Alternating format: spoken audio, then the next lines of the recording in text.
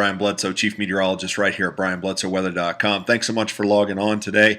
We do have a storm system headed our way as we head into your Sunday, so no problems out there today or tonight across the western high plains. The storm will gradually start to impact the area starting Sunday morning along the Front Range and out over the eastern plains of Colorado and western Kansas, but that may come in the form of some rain or maybe even some thunder showers, especially across the plains of eastern Colorado and western Kansas. But I really don't think the cold air comes back into this system to change that rain to snow until a little bit later on, late Sunday afternoon, and especially into Sunday evening. This is by no means a cold storm, but it will eventually have enough cold air to produce some snowfall across the eastern plains of Colorado, southwest Nebraska, and western portions of Kansas. This is not going to be an equal opportunity storm, as most locations west of Highway 71 will not see decent moisture. You have to get east of Highway 71 for those of you that are familiar with that road, and push your way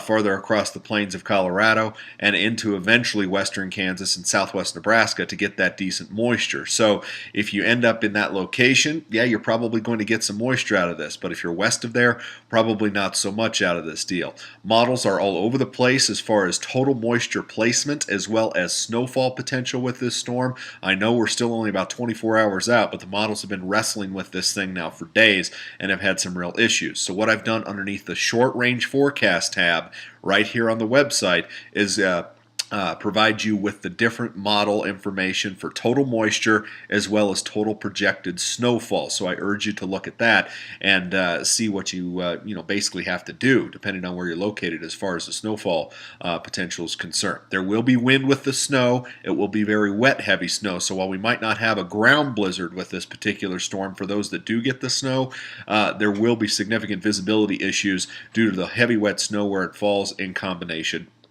with the wind. I'll post another update right here at BrianBledsoeWeather.com a little bit later on today and into this evening as new model information becomes available. But for those of you that look to be impacted by this storm, per those model maps that I showed you, you need to kind of get those preparations taken care of, and you at least have through the first half of tomorrow to get that done. We'll chat with you later today.